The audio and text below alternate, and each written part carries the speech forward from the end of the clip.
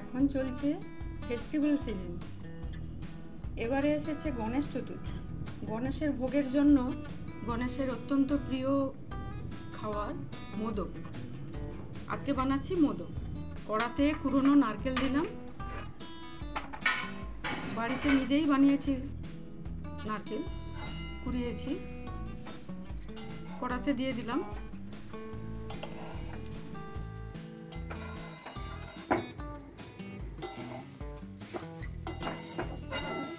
গুড় মিক্স করলাম,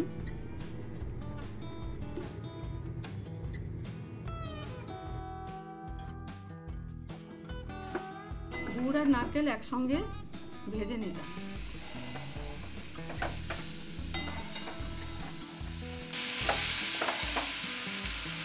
এলাচ গুঁড়ো দিলাম।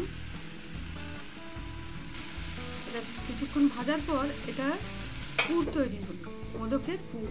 আমি বানাচ্ছি তালের মোদক। অনেক রকম মোদক হয় দেখেছি, সুজি দিয়ে, শুধু চালের গুঁড়ো দিয়ে। আমি বানিয়েছি তালের পাল্প দিয়ে। এবার কড়াতে তালের পাল্প দিলাম,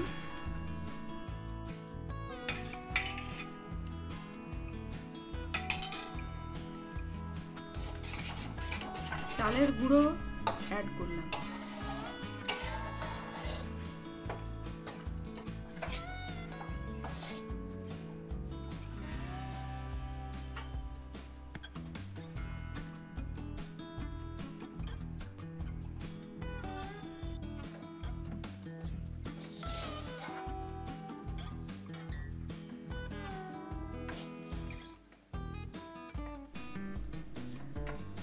ঠান্ডা হওয়ার পর ভালো করে মেখে নিতে হবে, ঠেসে নিতে হবে।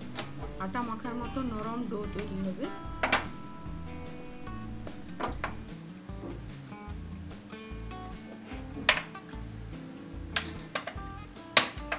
এবার একটি পাত্রে জল বসালাম ফোটানোর জন্য।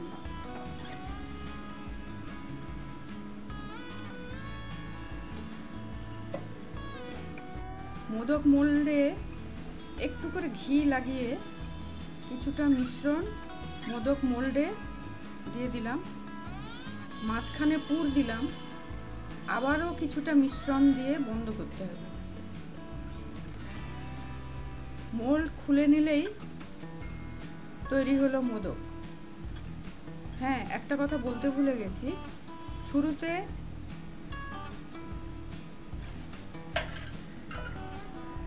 মোল্ডে মিশ্রণটা দেওয়ার আগে একটু পেস্তা গুঁড়ো দিয়ে দিয়েছি।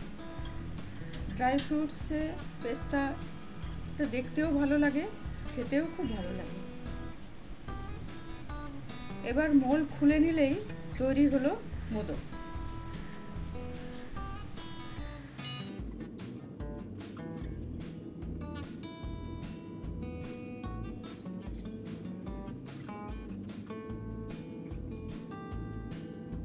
স্টিমার প্লেটে সাজিয়ে দিলাম।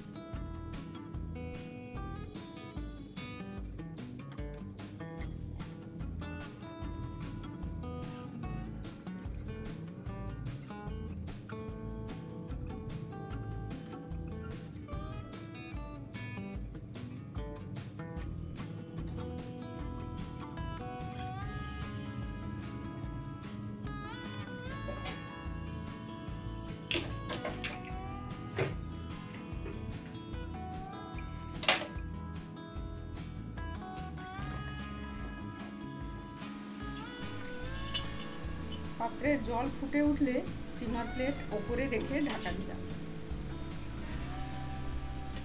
10 মিনিট স্টিম করার পর ঢাকনা খুলে মোদক নামিয়ে নিলাম।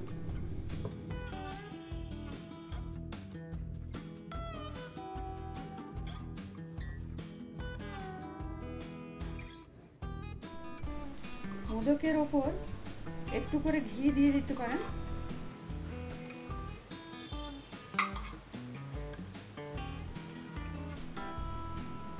স্যাফরন দিলাম আমি। তৈরি হলো গণেশের ভোগের মোদক, তালের মোদক। আপনারাও বানান বাড়িতে তালের মোদক, নতুন রকম। খেয়ে দেখুন কেমন লাগে।